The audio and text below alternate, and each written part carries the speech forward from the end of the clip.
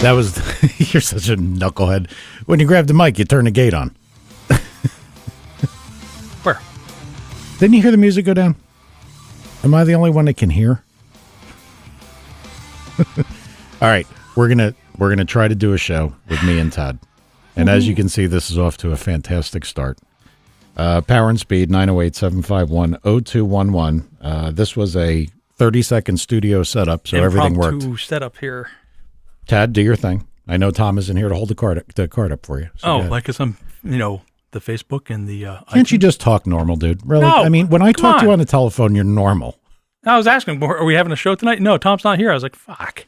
Well, it's not picking on you, but I need another guy. I need somebody to work off. As long as I can go home and sleep. Okay. Anyway. Yeah, Tom is, he's actually at HP Tuners.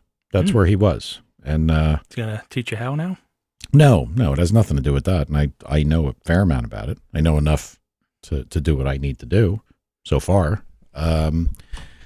But he had a customer that needed to have a good introduction with those guys. So I guess Tom was working on all that. So, he's not, I think he's flying back in tonight at 7 o'clock or 8 o'clock. So, by the time he lands in Newark, it'll be, what? The end of the show? Yeah. Well, more than way after. So, yeah, because I think they're even an hour back. But I got to say something. This. I am amazed. Yes. FUD is on here. Yes. And I think Tom and I had a wager. I might have to go back and look. But Tom said there's not a chance he's getting a supercharger. And I said, I don't know, Tom. I said, he sounds pretty convincing. And today, FUD sent me a picture of a supercharger. So this is about the only confirmed thing I can say that I know he has. It's the only thing I saw a picture of. But he's got it. Not photoshopped? Nope, he's got it. It looks like the right one. He's got it. So he's making a little progress, a little more than I thought. And as far as I know, he still has a place to live. So I think this is all on a DL. You know what I mean? Over the air? Well, I mean, yeah, like his wife listens to it.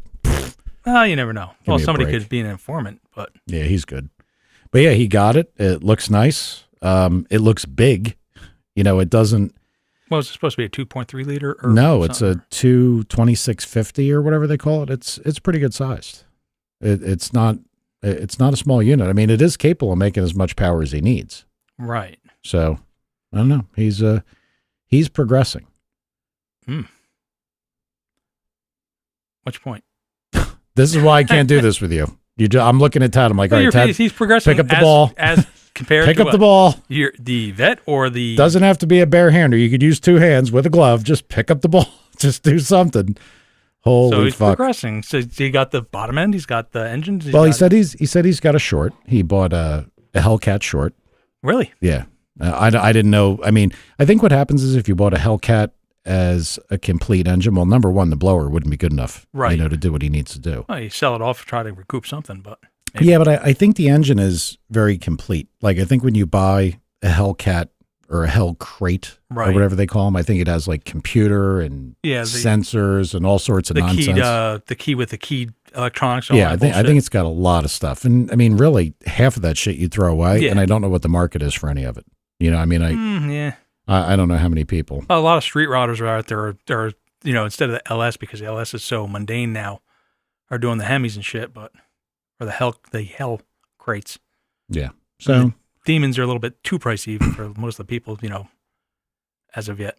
Yeah. I mean, I think the short he got's probably okay. I don't know what they'll truly handle. Some people have said that some of those things have gone very fast. Right.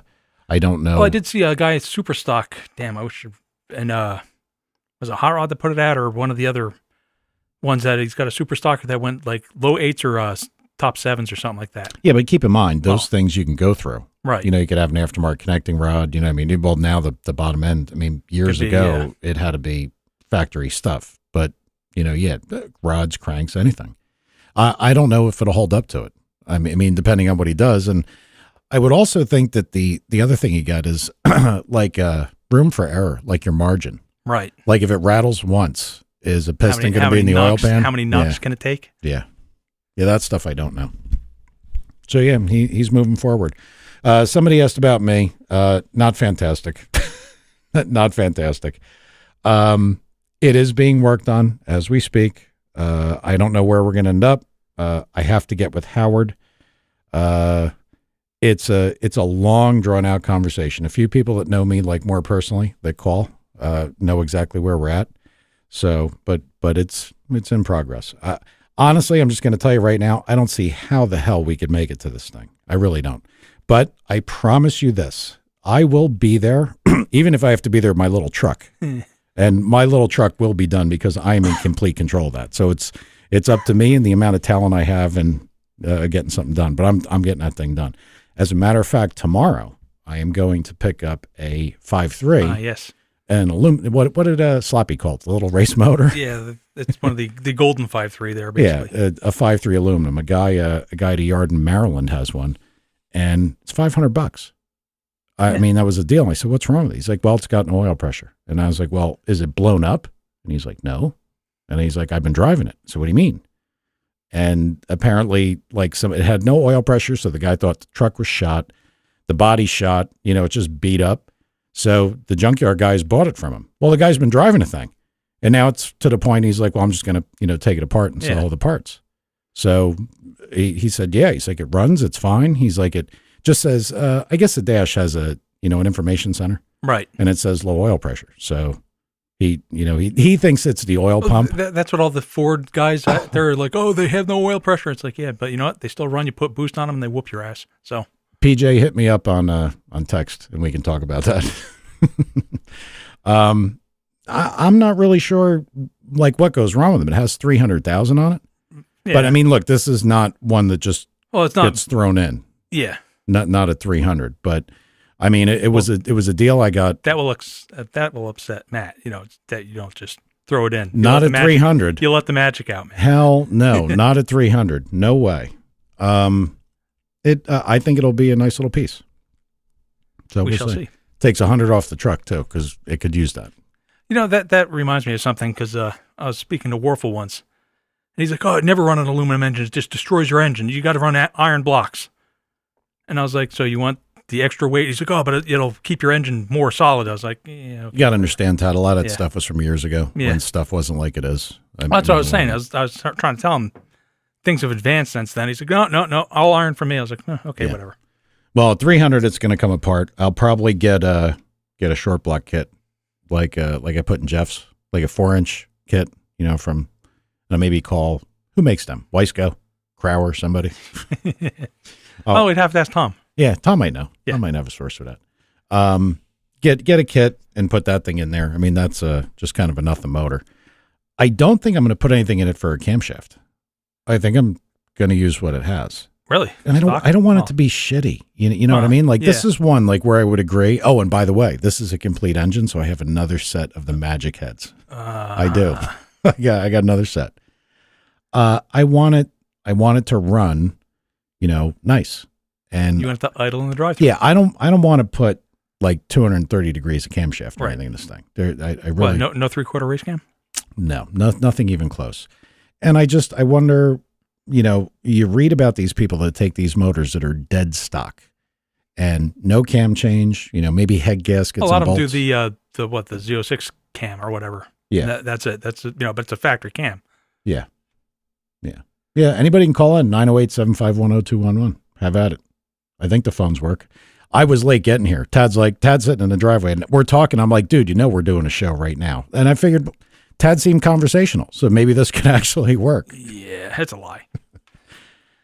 But yeah, I'm gonna probably I'm gonna pick that up tomorrow, and I'll probably take it apart and get it down to Tommy and have it honed and cleaned up, and then I'll get a kit from Tom. Check your ring reg. Oh, got a caller? Yeah, somebody called, but he didn't have the phone system open yet. So hang on a minute here. Rich Mogul? Ugh. Yes, no? I don't know. I'm open. Settle down. Oh, you meant that grunt like, oh. No, I don't know who this is. Let me make sure everything's ready to go here. Oh, he hung up. Oh, fuck him.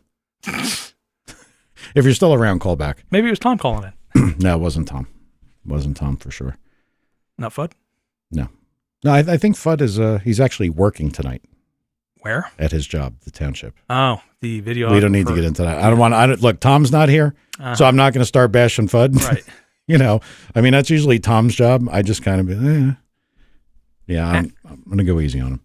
Actually, because I was a videographer for a dealership, and they were upset. I have to work now. They found in Bridgewater a 1960 Corvette Gasser that the owner of the property died. They got to go in there and sweep, estate sale the place out.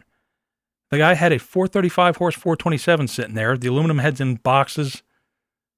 He's got brand new cranks for them in the boxes. They're asking me, what do you think these things are worth? I was like, if that's the actual block and crank, I know the feeling, PJ. All right, go ahead. If that's an actual 427, 435 horse black nitride crank, are they allowed to not use those cranks anymore? None of that stuff is worth anything anymore. Really? No. Oh, not when I had that one. But look, I turned 50 in June. Right. And you're right behind me. No. Yeah, you're right behind. I got a fucking AARP thing in the mail the other day. I told you about it. I'm like, what the fuck is this? All that stuff, like from years ago, like all the things that we would have held near and dear. Think about it. What you were getting. You were getting big block parts when they didn't make big blocks in anything other than a truck. And even they were kind of not the same. That stuff just wasn't around. Well, the block will at least be good for a John Kuzma guy, one of those numbers matching vet guys. Yeah. It's that kind of stuff. If you're a collector, it's good. But I mean, today, and it goes back to everything. Like if you were building a big block, like back in the 80s, you would use a regular GM block or you would use a bow tie case, maybe. And they were good enough to do what you need. Well, now, people are like the stock, like the starting out conventional big block size is probably like 500. Right. Nobody builds a 454 anymore. Nobody bothers. Oh, you see them on the marketplace on Craigslist? Not Craigslist, on the Facebook. Mm-hmm. You see them going for like $100 for a complete running motor and shit like that. Well, I'll tell you what, I was really surprised. I've been looking. Alan kind of fucked me. This is where I am going to throw him under the bus. Oh. There was a junkyard up here that had a 5.3. It was a running 5.3, had like 150,000 on it. And, guy said it seems great, doesn't seem to do anything wrong. We ran it before we took it out, and he's close. Mm-hmm. So I was going to get that one. And then Alan spaced out. I called him all next day. Alan has this loose attachment to his phone. It could not work for like a week. And he's like, yeah, my phone was fucked up. Mm-hmm. So either I'm the only friend he has that calls him or I don't know.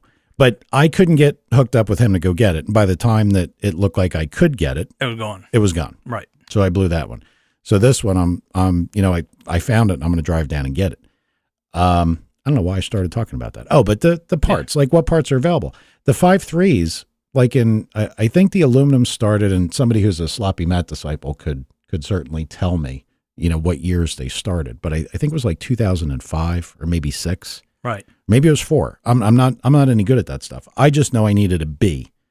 And, looking on car-part.com, there's when you find a year that you can select B, that's the motor. Maybe because these things run so long. I mean, look, they made millions of trucks. Millions. That and vans and all the fucking like Verizon stuff and shit like that. So getting wrecked and everything else. I mean, but like if you look at like the 454 stuff and the big block stuff from years ago, the cars that they came in, they didn't make a lot of them. A lot of people held on to them, so they didn't really make it to the junkyards. There has to be so many of these things due to hit the yard soon. Like everybody's like, oh, we're going to run out of 5.3s. We're going to run out of 4.8 cores, Yeah. I don't think anytime soon. No. They made millions of these things. This isn't like back in the 70s. Well, especially all the GM trucks. You just see them just still on the road rotting away, and they're still driving them. So, yeah, I mean, basically. And if they, look, this one's got 300 on it, and the guy's running it. And everybody in the chat room said it's a sensor. The guy's a fucking idiot. Well, I don't care. It helps me. Yeah, you're getting it cheap. Well, yeah, he said he couldn't sell it in good conscience because he didn't know what was wrong. Mm-hmm. So I get it. But it was amazing to me that like looking at like a 6.2, like out of anything, I mean, junkyard price, you're well over 1,000. Usually in the 6.2s, you're like 2,000 plus for anything that looks like it's reasonable. Like you didn't find in a fire or something. I was kind of surprised at the amount that they get, but I think that's going to change just because the sheer volume of these motors that's out there in all, because they use them, they're like, it's like a Swiss Army knife. Yeah. The LS ends up in everything. Now, Of course, we're going to have a little bit of a sweet spot here because if you're looking for a conventional LS before the direct injected stuff, that probably shrinks the window a little bit. Yeah. It's going to take a little while before that happens, but I would think. Yeah. Here's a guy who says, I have 4 in my shop. Most of them are free. Yeah. The 5.3, like iron block ones. Mm-hmm. Oh, I can find them all over. Yeah. You know what I mean? There were people that were getting rid of them for like $300. And if they're free, you know, I don't know any junkyard to give shit out for free. So that's where I've been looking. I don't like ask friends or anything for that stuff. But I just figured the aluminum one would be nice just because it would take 100 off the truck. People said they're stronger. The 5.3, I kind of can't believe that. The aluminum's stronger than the iron? Or? That's what they said. I've read it in a couple different places. But again, this could be the Naziok of LS stuff. I don't know. It depends on if GM had to like put more, webbing or something like that in. Yeah. Yeah, junkyards get core value. Yeah. I'm just looking at the check. Yeah, I mean, I figure for me it was worth getting. But these things, like you said about that crank and the old stuff, I don't think that's going to be the case anymore. I think they made too many of these. This would be like me taking my 427 Corvette and shrink wrapping it and figuring in 30 years, this is going to be worth $100,000. Not a fucking chance. They made $1 million of them. They still got the gray nationals that are found in a garage. Still got the plastic wrap on the seats, and the thing's got fucking 100 miles on it or whatever. Yeah, those they got some money for. Yeah, but it's like these things still sit for sale forever until they find that guy that really wants that Grand National. Well, you saw the one where there was a GNX and a conventional one. He had both. That was local too, wasn't it? Past where TK used to be. Oh, I don't know. It floated across either in Twitter or Facebook. Yeah, or some the shit. GNX is like the golden goose, but it's like, boy, you really got to want to have something that you can't put miles on. It's funny. I never really got into those things when they. Joe. I know Joe was really into them, but I was just thinking, amazing. Don't get me wrong. Back then, how fast they were, but I just never really. I didn't follow them. Like everybody's like, oh, it's a GNX. What's the difference? And most of the time, the people say, I don't know. That's a 5-link in the rear and a little bit of extra torque. But I'm not paying that much money for something that you could take a stock GN and put whoop ass on it. A bigger turbo and bigger injectors and the fun stuff. So that's the plan with the little Tahoe. I'm going to have that. Then, by the way, that motor is not. I'm not waiting till that motor's done to do everything with the truck. I mean, the truck work, as Ted can attest to, it is currently not sitting, here. It is in the building with its mouth open. Well, it's the same size engine, so you can build everything there. It's going to swap right in. So. Well, yeah, but I'm going to put that in. I firmly believe, unless I'm completely misguided here, that thing's going to blow up.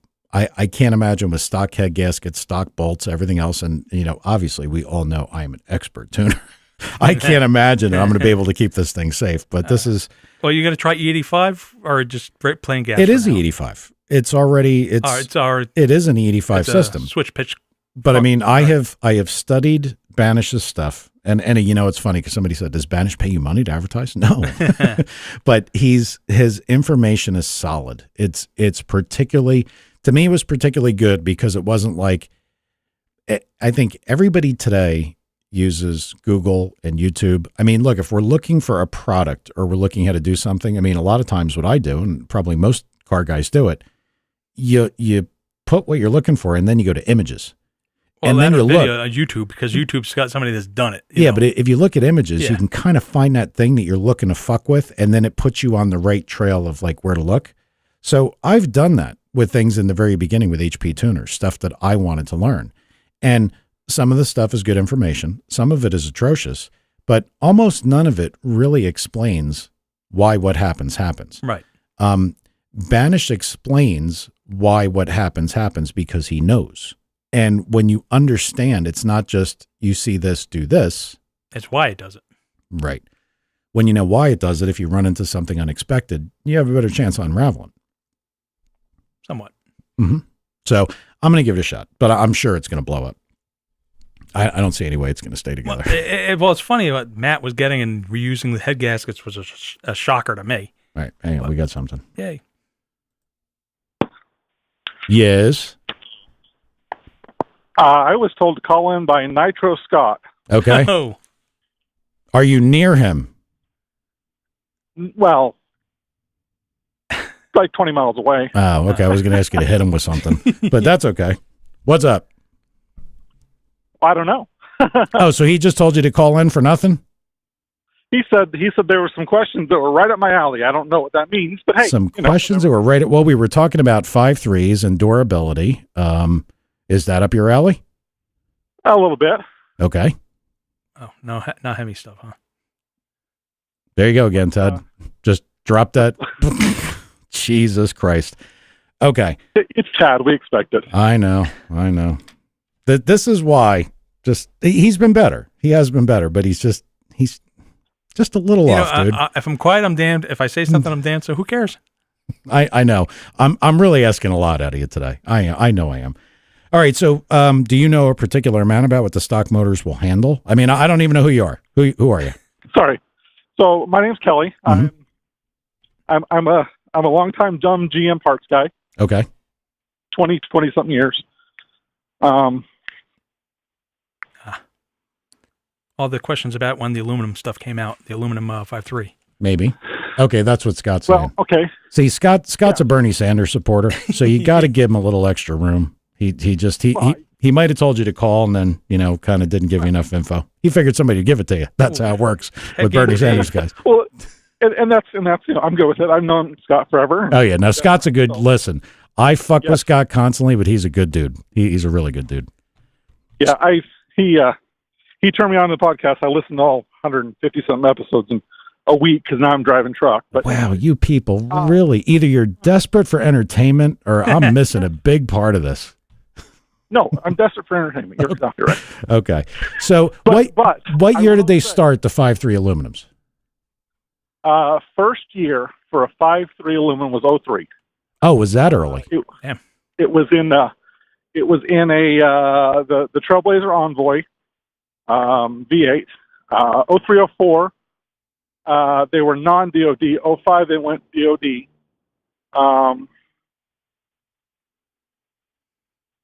They're all all those aluminum ones have the really thick sleeves. Okay. You can punch them 120 if you need to. Really? Yeah. Oh yeah. So it's the same basic casing as the 5.7, but they just put an extra thick sleeve in them. Oh.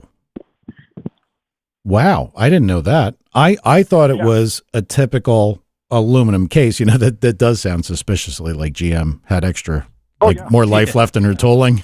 And he said, "What can we do with this? Make a little one." Well, exactly. I mean, GM is the king of, we have this. Let's shove it into something else. Yeah, I think that's how a lot of the 427 Corvette came to be. Yeah. There was some bean counter looking around, say, we need to use this. We got a lot of these motors left. We have these fenders. We have this 28. Yeah, I think that's what happened. 28 Camaro, perfect example. Mm-hmm. Okay. But, how else did we end up with an SS53 Impala? I mean, come on. Yeah. Yeah, that's true. I'm sure I think, and Tad knows that when GM reintroduced the LS7, they didn't make new LS7s. This was stuff that they had, that they sold. I mean, well, exactly. I don't know if towards the end of it, I don't know if towards the end of it, if they were making new LS7s, like or new old stock. Yeah, but I think it was all new old stock that they said they had all this shit in a room, and they said, what are we gonna do with all this stuff? They're like, let's put them together and sell them. And then you had the LS7 older motor. I'm sure they built a bunch for GM Performance Parts. Yeah, and they were too much money. They just sat there. Yeah. So yeah. All right. So those things, they had a much longer life. They came in a Trailblazer first, those little things? Yeah. Yeah, Trailblazer Envoy. So the first couple of years were not DOD. 05, they went Gen 4 DOD. What else were you guys asking about? What's the 5.3? Here, you might know this. All the different 243 castings, what castings, is there one that's better than another? I'm sure all the Cathedral Port nuts out there probably know this. Is there one that's better than another? Is it earlier or later? And are the chamber sizes all pretty much universal at this point? So there's basically three versions. The real 243 is the ones that came on the LS6s with the lightweight valves. And then you had some 280 or 243s that ended up on LS1s and 53s that didn't have lightweight valves. And then you had 799, which was basically the same exact casting, but with hardened intake seats and hardened intake valves, basically for durability in the trucks. Mm-hmm. They were figuring out they were taking out valve seats. Mm-hmm. So basically, a 799 is a 243 built for longevity. Okay, got it. And yeah, I mean, it's just a cathedral. So it's not a race car, but it'll work. Yeah. All right. So this thing, it's nice that the sleeves are this much thicker than say an LS3 sleeve. I didn't know that. So that's actually pretty cool. All right. That might be why people want them. And if you go exactly, they're lightweight and they've got a ton of sleeves, so you can either boost the shit out of them, or if you want you're doing an NA or not a ton of boost, you overbore them 119 thousandths. Okay. Yeah. No, I'm just I'd probably go what it takes to get clean. That's probably it, because I'd rather have the strength side of things. And boost the snot out. Right. Yeah. So this for your awesome Tahoe? Yeah, my little crazy police Tahoe. I love that fucking thing. Like I'm actually going to be disappointed when I can't drive it while I'm working on it. And I'm sitting here, I'm so fucked up. I was sitting here thinking about it the other day. I'm looking at the turbos. They're sitting on my desk in the office. And I'm looking at them like, if I take that exhaust housing off, I could make a cap for where the rest of the turbocharger would bolt on, and I could kind of get the exhaust done, and then start driving my truck again. So I drove the Excursion forever, and I do like the truck, but after you drive something human around, you don't want to get back in that thing too quick. I'm a little jealous, to be honest with you. So I have a 12 Tahoe, but it's your typical Utah four-wheel drive, and so it weighs too much, and it's the wife's rig, so I can't do much with it. But I mean, I did a little bit of tuning on it, and the damn thing runs good. So your two-wheel drive with a turbo is going to be a goddamn race car. Yeah, I mean, I'm hoping it's fun. Yeah, I'm just hoping it's. You know what I'd like to do? I'd like to fuck with some. And I want it. I want the thing quiet, like quiet. Like people are talking about, put the exhaust out the hood. It saves you time. Fuck all that nonsense. No. Sleeper. Yeah, I want this to look like a cop car. You fuck with 5.0s. I mean, that's what you do. Absolutely. So yeah. And you flip them off as you're going by, and life is good. The move that I like is when you have something fast enough, you can do this, or if you're really sure you got the guy covered, you can be like driving next to him and looking at him, and he keeps, he's looking forward, looking at you, looking forward, then you wave goodbye, and then you drive away. That's the bitch move. Yeah. That's what you got to do. Yeah, wave goodbye and drop the hammer. Yeah. Yep. All right, man. Well, look, it was good talking to you, and I appreciate you listening, even to the ones like this, right, Todd? Yep. So hey, I did want to say, you guys, I enjoyed. I blasted through the 150 episodes in a damn hurry because it was super enjoyable, and I'm glad that Scott turned me on to it. And you guys are awesome. All right, well, there, even Scott's advertising for us. Yeah, thank you, Scott North. He's a good dude. And here's the other thing: if you have dumb, stupid GM questions like this, just give me a call. Okay. Because I am the king of unusable GM knowledge. Yeah, well, and it's funny because Jeff has that Chevy SS, and right. I'll tell you one of the things. I have a G8, so I know exactly what you're saying. Okay, well, exactly. To search for stuff for that car is next to impossible because you put an SS. Is it Impala SS? Yeah. Is it a Camaro SS? No, it's an SS. You have to and then you're looking at Commodores. We're over here. We don't know what all these fucking things are.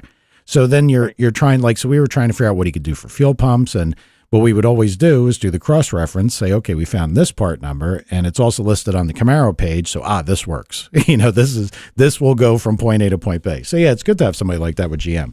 Used to have that 150 years ago, but I don't know anybody anymore that does that.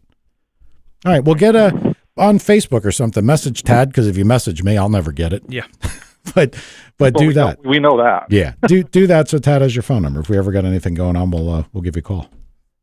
Cool. I get to be the secretary here. Yes. Well, you don't talk a whole lot. I mean, you should write something down. All right, man. Well, thanks a lot. Anyways. See ya. Bye-bye. Thanks. That's nice. Well, it's nice that we have a proverbial GM expert here. Yeah. Well, that kind of stuff. I mean, it's helpful to have that stuff. So I know all the the episode's posted finally. Oh yeah, they're all happy. Yeah, Yeah. The head one was pretty good. So I actually spent a couple days researching softening the chamber, because that's not something that it's not. Look, again, I've told everybody this. I knew an awful lot, not everything by a stretch of the imagination, but back then I knew a lot. And, and what? I guess I really haven't done this for like 15 years. That's a lifetime in advancements and terminology and things that people learn. So I did spend a fair amount of time learning about that. And the gist of it that I got from listening to Darren, who was, to me, fantastic. I listened to that one, which, is usually when it's something that I can get something out of. It looks like it increases your window, like your tunable safe window. Yeah. And I would imagine that applies to anything, not just nitrous, that when you're on the edge, if you're pushing something so hard that you could easily run into detonation, that's the benefit of doing that.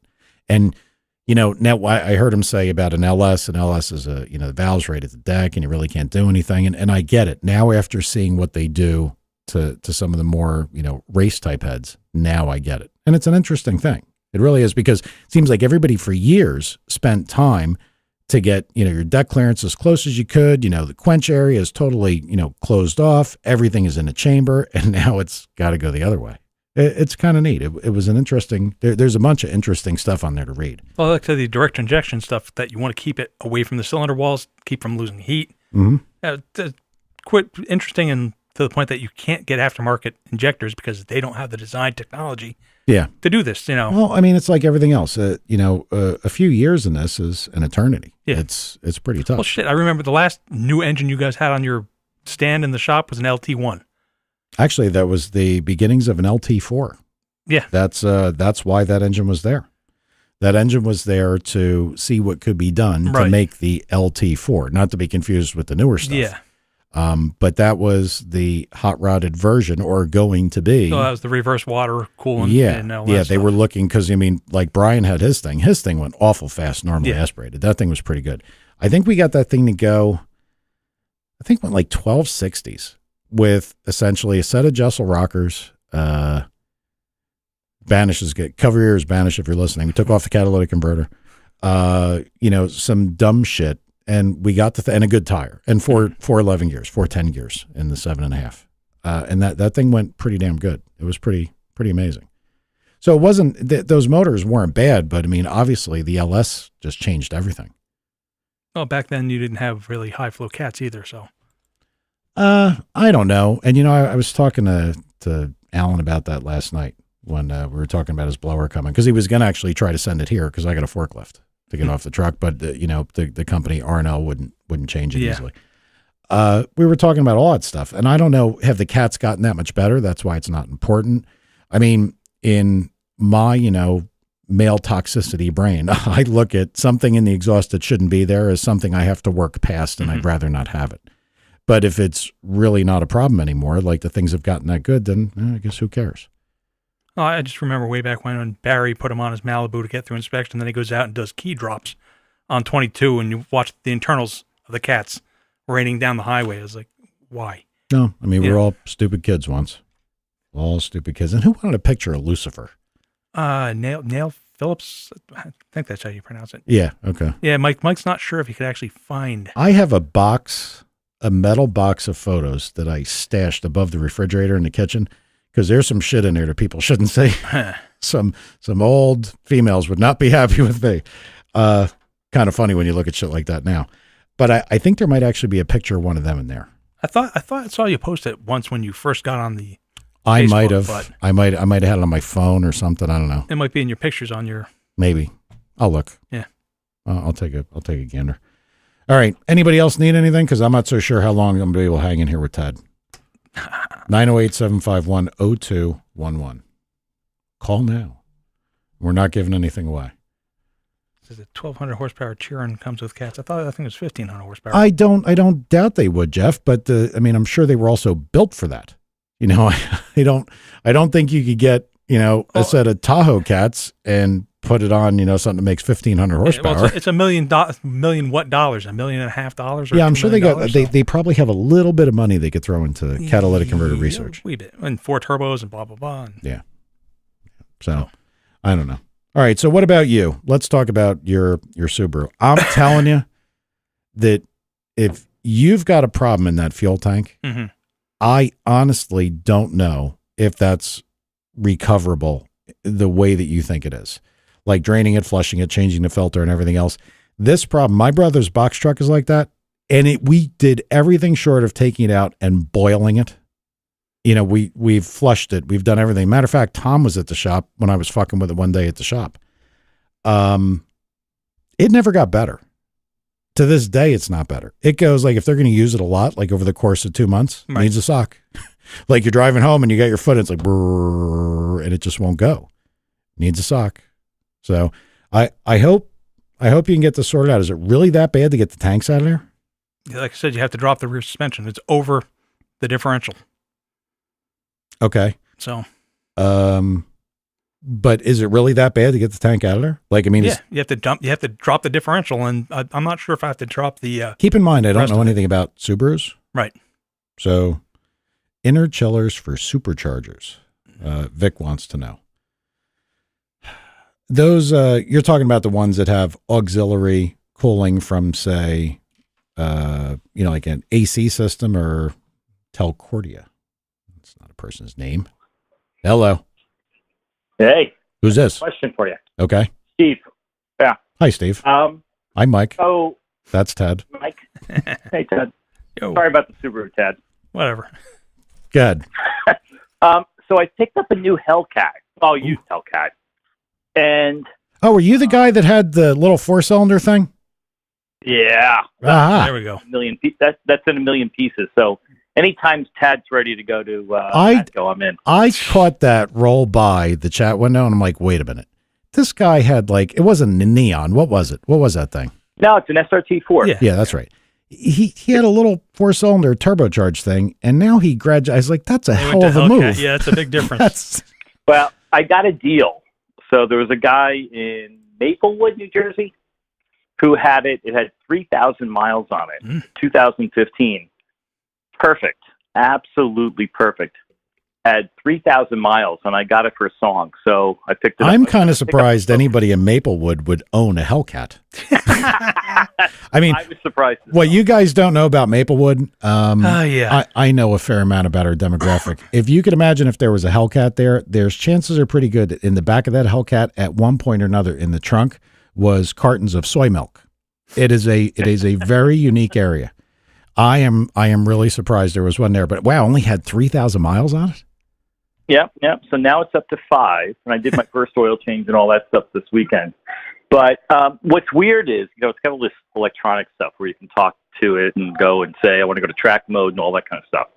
Very cool. But the thing I don't get is when I cruise, it's always 13.5 for the air fuel. Always. Where are you pulling that from? You can go into the dash for the Hellcat, and you can say water temperature, trans temperature, anything you can think of, you can display. Really? And it's got an air fuel gauge, and it says it's 13.5 solid all the time.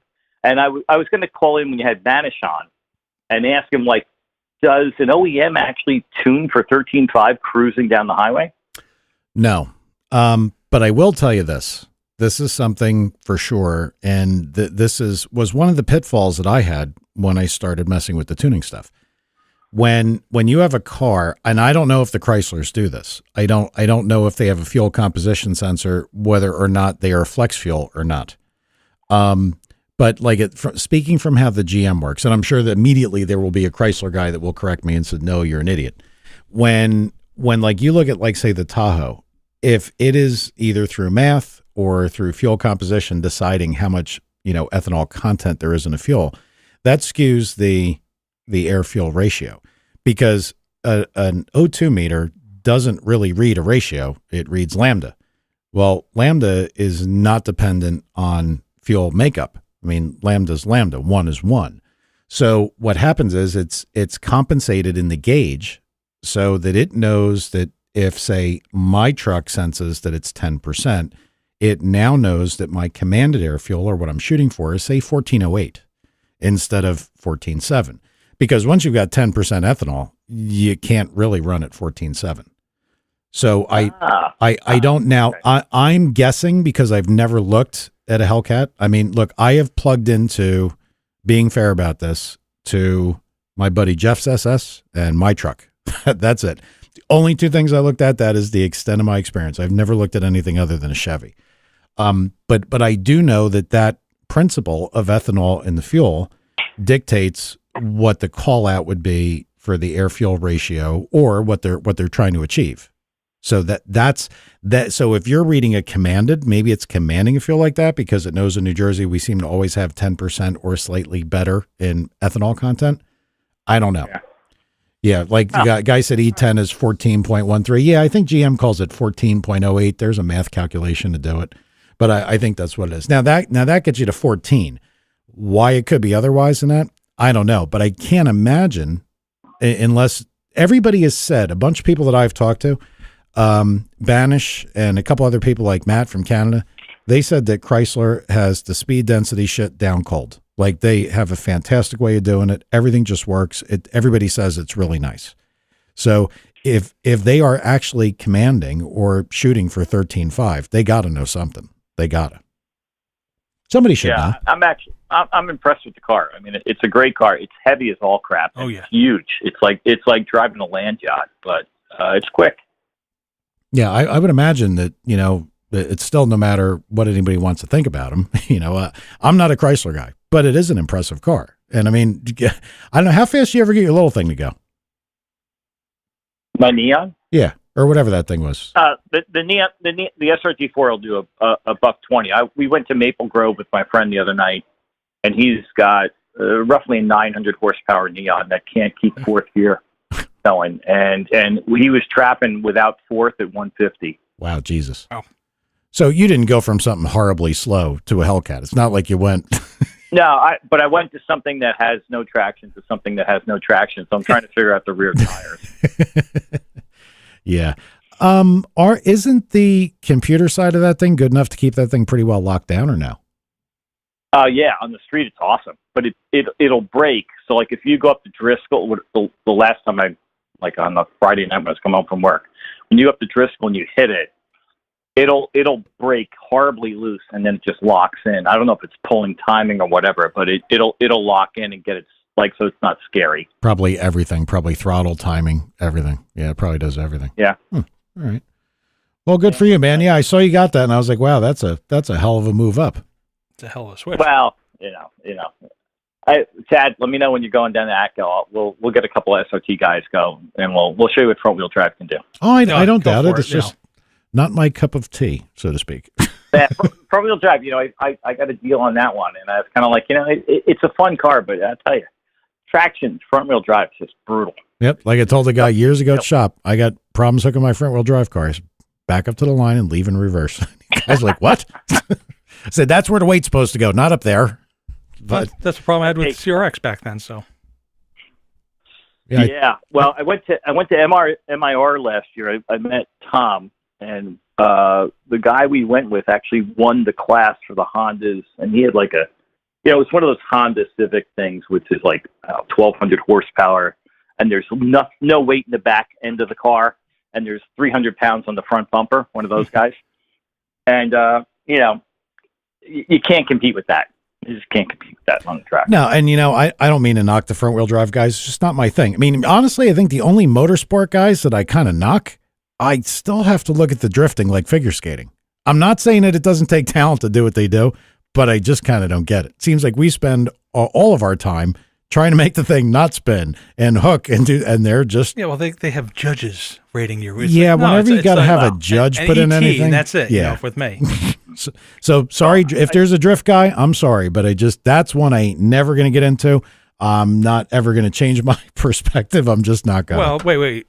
Way back in the day when you had your Honda and I got the leathers to scrape and blah blah blah. That was not drifting, but it's your own art form of riding. Fuck no, dude. Listen, I raced. Mm. You didn't do that you didn't drop a knee just to be a fucking show off. No. You always had your thing. You looked at everybody's tire. If you had worn out tire in the center, you're a wimp. You Yes. have to have worn out tire on the edges. Any motorcycle guy would say that.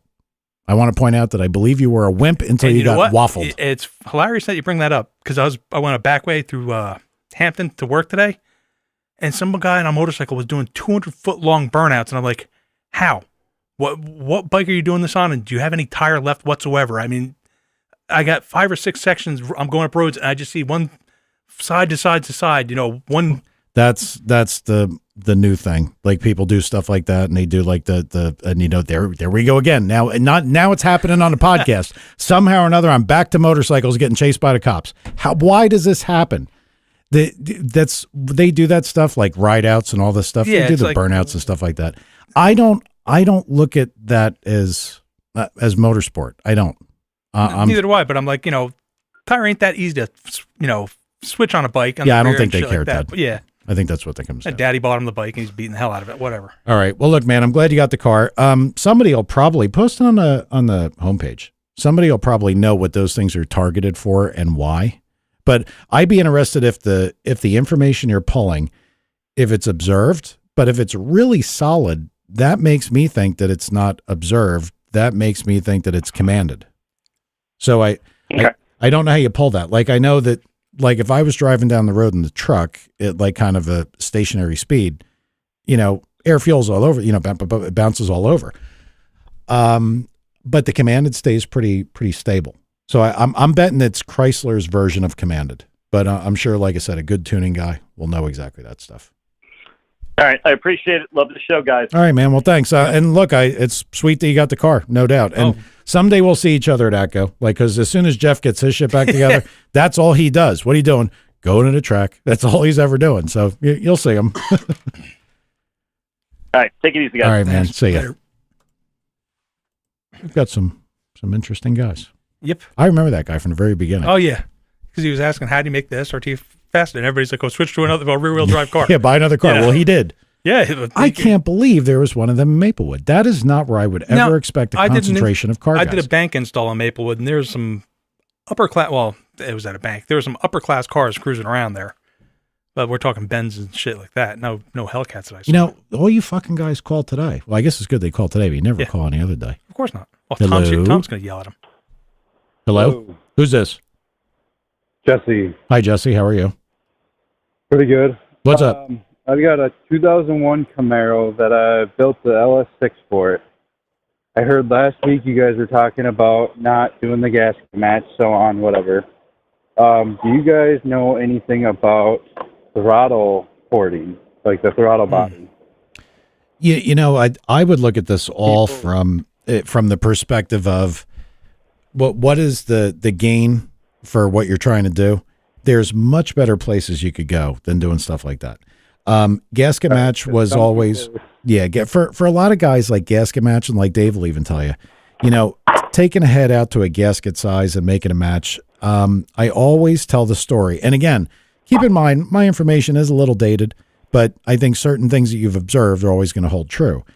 One of the things that we did with some of the big block super stocks, when you couldn't do as much as you were allowed to do now, is we would put an oval port manifold on a rectangular port motor. You couldn't get a worse gasket match than that, but the match was in the direction it didn't disturb flow.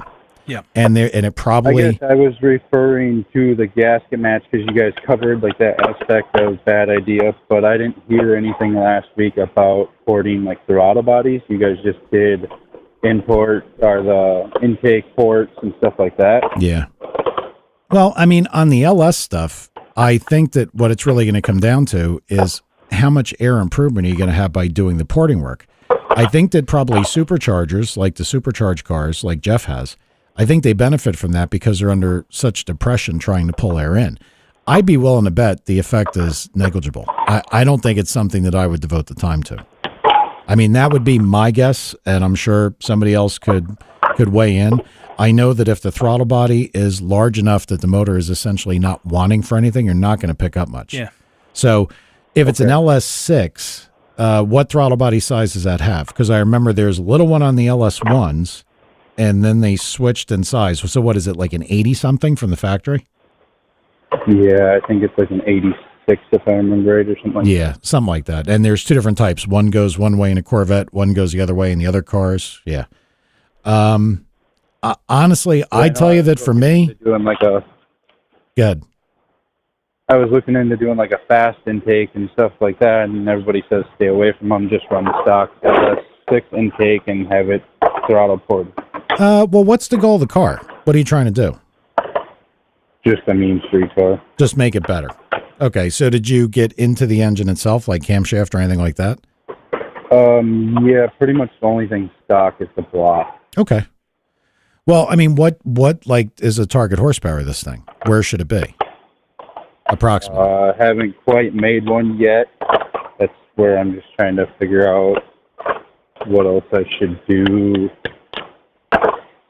Well, I would tell you this, that if the motor is substantially modified, well, then you're into a situation where I don't know that I'd agree with what everybody else is saying. But again, it depends on your goals, because I think like a smaller, shorter Ram type intake manifold would be better if you're trying to race it. If you're trying to make a nice street car, you're probably better off with a factory style manifold, maybe a fast. See, my problem is, and I've said this, time and time again, from the LS side of things, I have very little experience because I never looked at one really until I put Jeff's together. That was the first time I looked at one. So there's all these little ins and outs, like, and again, I'm not picking on John Booley at all. He knows an awful lot about the camshafts for the turbo stuff because it's what he does. He's got the practical real world experience. But I could tell you as a general rule of thumb that unless the particular motor was very poorly designed or the intake was very poorly designed, I don't think you're going to get much out of an intake manifold, port match. A bigger throttle body, if the motor calls for it, yes, for sure, that would be helpful. If it doesn't fit on your manifold and it needs to be matched, then I would probably go to the next manifold that's an aftermarket to be better. That would be my best guess. Okay, because I've seen bigger ones that will fit, and everybody says that might not be worth the money, that you can just port out the stock ones, and it's like I just don't know much about that. Yeah, to me, there's not much there. And what is its financial reward versus, horsepower? I mean, your financial cost versus horsepower. You want some reward for what you spend. There's usually a lot better places to spend money than that. Now, the intake manifold, a really good LS guy, look, this is where certain things like the magazines can be good. Look at some of the tests of the manifolds, look at the power curves, and see if there's an engine that kind of lines up with what you've done. Like if you can find a motor that has like a round, it's got a little bit better camshaft than stock, or it's more of a race motor. See if you can draw that comparison and then decide, well, now when I'm looking at the manifold change, and see what they've all used for a throttle body, and then say, okay, this is pretty applicable to what I'm doing. I would tell you that rather than going through the time buying a throttle body to work on your stock manifold and doing a throttle body port to make the thing fit, if you're either going to change a manifold and throttle body, you don't do anything. That's kind of how I'd look at it. That would be me. I'm sure somebody will correct me, as they often do, but that would be me. All right. All right, buddy? Yep, all right, see ya. All right, let's see what the peanut gallery has to say, because I wasn't looking. So you think Tom's ones that scares the callers away, or? Yeah, if your boosted stock intakes are pretty good, if you're doing a build for some reason, yeah. I think that GM put a fair amount of thought into those manifolds, and I think they're okay, but I'd picked full second from the LS6 manifold, a full second. That was Jeff. I'm sure I can figure out what he was talking about later. I just don't know enough about him. I mean, I'd love to give you, look, if you want to know about a principle of putting a motor together, I'm your guy. But, like the ins and outs and particular pieces, I don't know. It's kind of funny because everybody wants to run the truck manifold on the booster stuff, but half the people, they don't like it because it's ugly. Mm-hmm. They want to get an aftermarket because they're pretty looking, stuff like that. It's hemming and hawing on what do you want, Well, I know those fast things, they're not cheap either. Right. No, what, they $5 or? I think if I remember correctly, reading an intake manifold test, like I was telling that guy to do, I think that one of the good manifolds was a truck manifold, of all things. Right. I think. Yeah, but they're ugly. That everybody cries about. Yeah, I don't know. I mean, but I think the truck manifold was actually better than the conventional LS. Well, isn't that what Jason Deutscher blew up when he had the explosion? I don't know. I don't know if that was a regular LS or a truck. Might have been a truck. I thought that was a truck manifold. Yeah. Well, like I said, I don't know enough about this stuff. And for me, look, if this was an NA class that I had a race and had to research and you had to do it like a stocker or super stocker, then you learn all this stuff. But for me, all that stuff, port match, gasket match, all that stuff, half of it is black magic. Right. It's snake oil. It's not really required. We can talk about this when Dave's in next time. I'm sure he can talk about it. As a matter of fact, I think he was in the chat room. Where were you at, dipshit? You could have called in. Nice. I don't know if he's still there. But we got one guy, Nathan Horgan, 2JC's puppet. So yeah. So I don't know. That's about it. All right. Well, if there's anything else anybody wants, 908-751-0211. You know what I did get into? I watched some video podcasts. Right. And I got to tell you, I don't think I could ever do one, because when I look at some of these video podcasts, some of them are decent. Right. But they don't look like Fox News or CNN or MSNBC or any of like they don't have that look of being finely produced. I would lose my fucking shit if I look like a guy in my basement doing it. I couldn't do it. Adam Carolla's stuff, when you watch him, it doesn't look all that. No. It's just them in a black screen. He's got a lot more talent than we do. I'm sorry. But it's just them sitting behind a table and, back and forth, which is us, but we don't have a wide table. We have a freaking room, I haven't actually watched Joe Rogan, guy Dale. I started listening to his podcasts a bit, but but dude, he goes off on tangents. And I'm not knocking the lifestyle. I'm not a drug guy. Yeah, never have been. Well, same thing with it's Bill Burr. It's Yeah, I mean, Joe talks about some crazy shit. I mean, I like the guy. Right. I mean, I do, but every time I try to listen to him, it seems like he's got the problem I have with motorcycle stuff. Somehow or another, it always goes back to drugs. Yeah. Like I'm going back to cops chasing guys on motorcycles, and he goes back to something with THC strips or whatever nonsense. They're into edibles, and so when you're not into that stuff, hearing about it, you're like, no, I don't care. Yeah, it's not my deal. I'll look at it. I haven't looked at him in a long time. Oh my God, Scott said Rogan is retarded. Wow, that's not PC. Yeah, that's substantial for Scott to say that. But I'll look at that. But yeah, I was looking like somebody had said, well, why don't you just do a video one? Just get some cheap cameras. That's not in my personality. Yeah. I can't do that. Another caller. Yep. Wonder who this is. Hello? Hello? Yes? Who do we got? I don't know. Are you guys having a show? Yeah. Yeah. Are you listening? No, I'm sorry. I called in late. I saw Ted post on Facebook.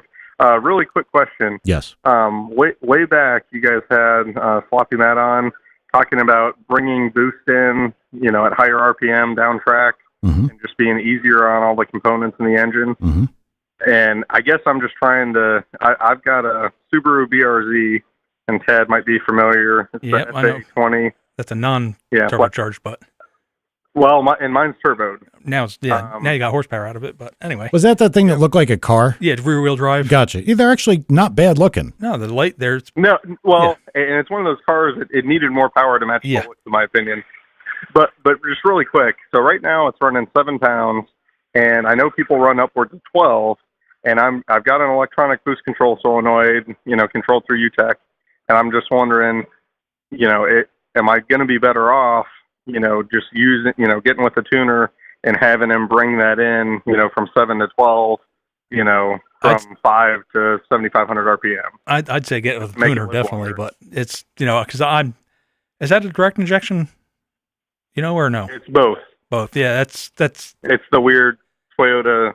I saw one that Kevin was working on. He was bitching that he wanted to change the pump or something. He wanted to make a piece of titanium in there. I was like, you can't, because titanium will gall with steel, and he didn't. We went back and forth. But and I've got a flex fuel kit on it, right? And I've got injector dynamics. I think they're 1050s, and the car makes good power, at 7 pounds.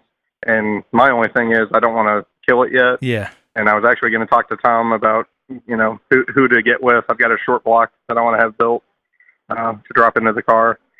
But I would think that would be JJ. I mean, he's going to tell you, if you're going to ask him about Subaru stuff, he's going to tell you JJ. Yeah. IAG or no? Yeah. Okay. Yeah, so they were the ones on the list.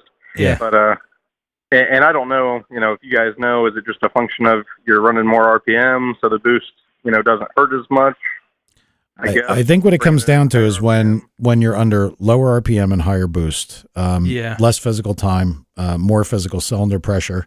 I think it's the nature of doing this. The engine is going to be under the maximum amount of load at low RPM. I mean, it's the hardest thing in the world for him to do. I would tell you that most of what Matt talks about, and I mean, I never want to put words in Matt's mouth, but I think specifically, like to get the thing to leave and to go down the track, once you're hooked and you're moving and you can just ramp in power nicely, it's an easier way to do everything.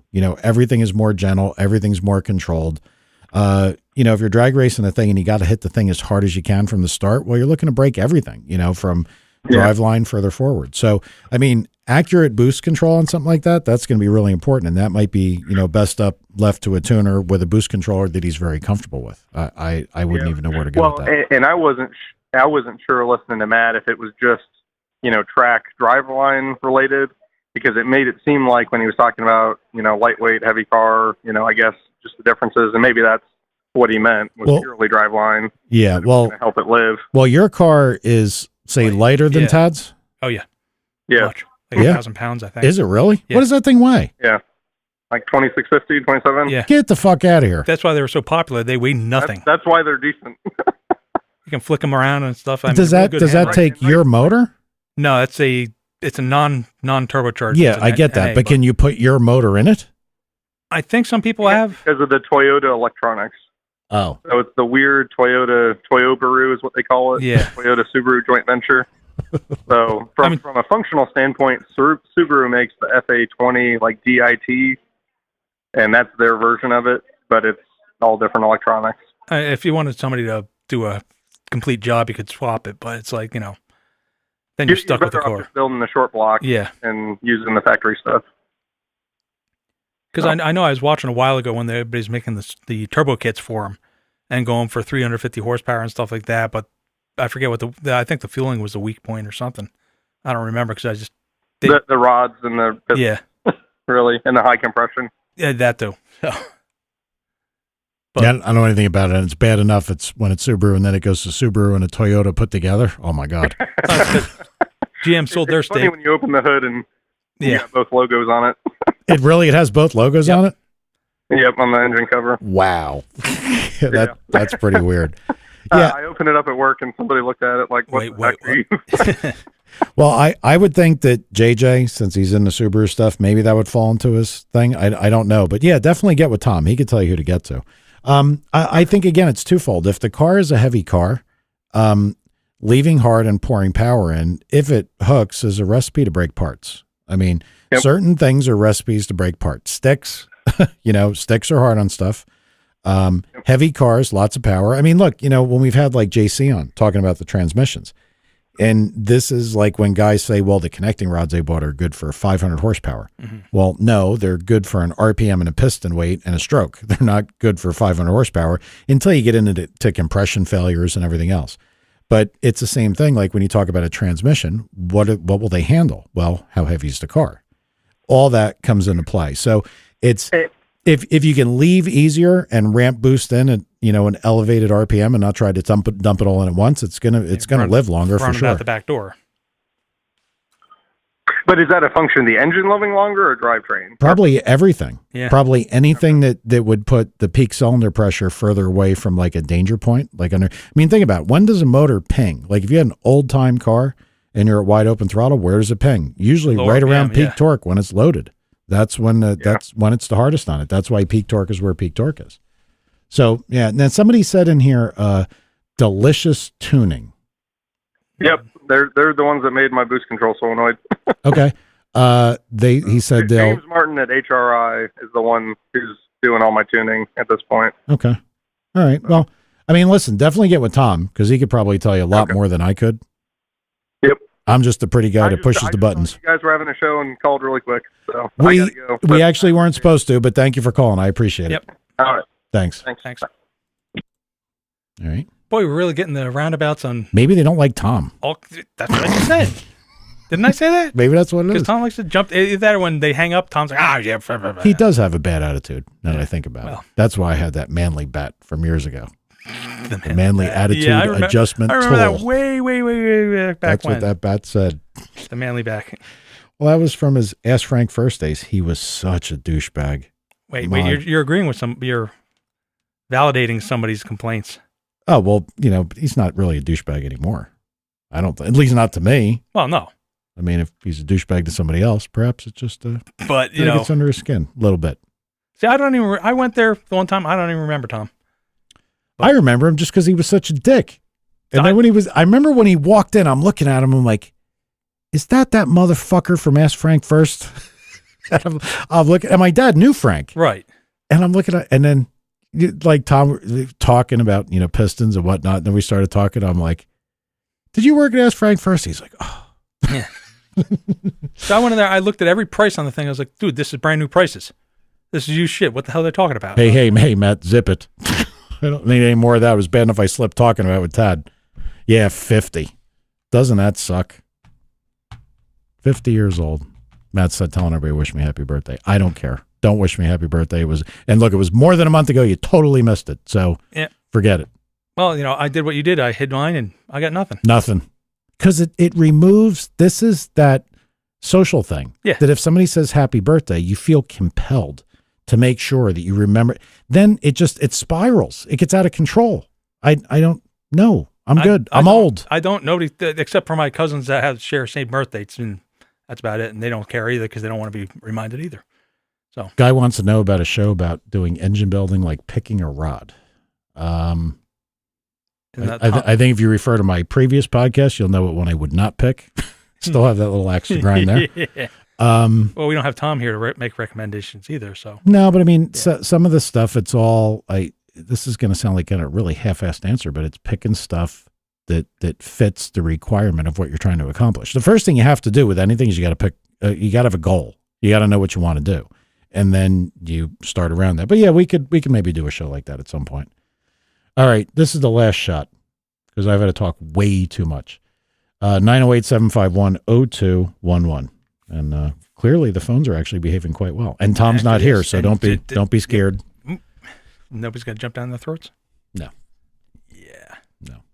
Should have been a nice night to have head games on, for somebody here. I was Or even Jeff, thinking about doing yeah. that. And Jeff asked me today, and I said, nah, probably not. Look, when you called me, I was at my mom's playing pool boy. That's why I called you. I was on my way home. I wasn't even planning on being here.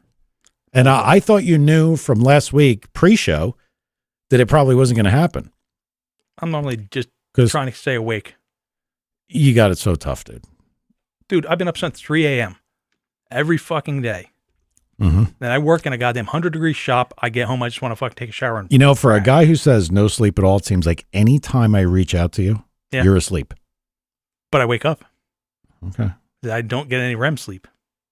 Mm-hmm. I blame this on you. I think you should blame it on the old lady that ran your ass over, not me. She's dead, so I can't blame it on her. All right. Well, nobody else is calling, so Yoo-hoo. I think we're done. Tom who? I wonder what time we got in here. An hour and 9 minutes. We actually did an hour. Yep. All right, last thing. You got a fuel filter? Yeah. I don't want to say the brand because I don't Right. want to trash anybody in case what I'm about to say is offensive. Right. I don't know that was really required because for the amount of fuel you're moving, I don't think was that expensive? Over 100, a little over 100.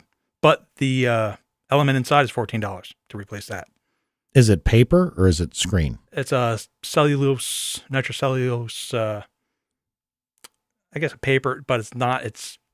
I mean, look, anything is better than nothing because you had nothing before, which I don't agree with. And I guarantee if Paul ever listened to this, he's too busy playing with shocks or whatever. Yeah. But if he listened to this and heard that you put his injectors in a fuel filter, he'd probably beat you. We already talked about this. Yeah. I didn't.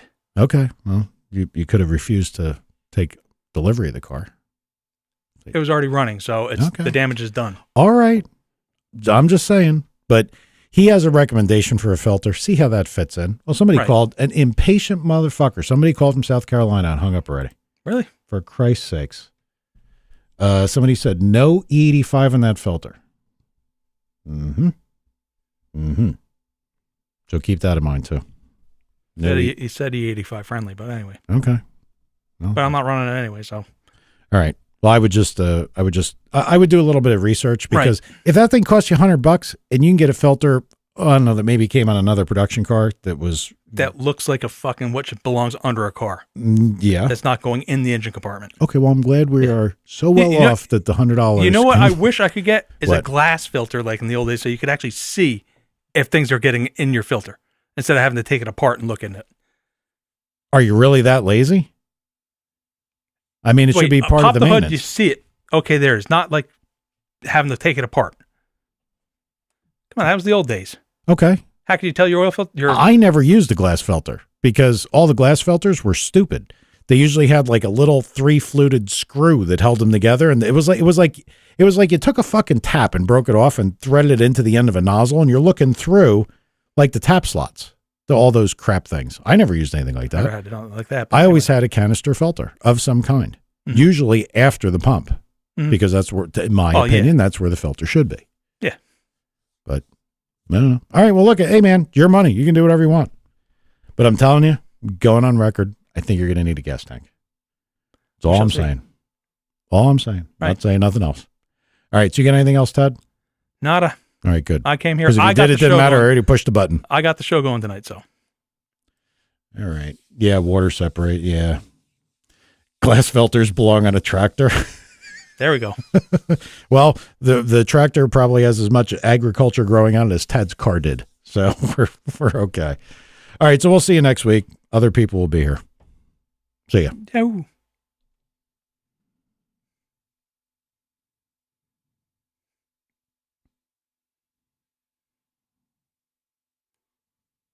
All right. We tried, guys. So I wasn't planning on it. I wasn't here. So you got something rather than nothing. Yep. So that's it. See you next week. And see you. Later. Old pervert. Yeah, that's me. 50, man. But the thing that the AARP card, that was no joke. That fucking thing, it wasn't a card, but it was a thing, and it said, congratulations, you qualify. And I'm like, you really, like, why don't you just kick me in the fucking balls? Congratulations, like, you didn't die yet. Yeah, bunch of dicks. So, all right, I'll see you.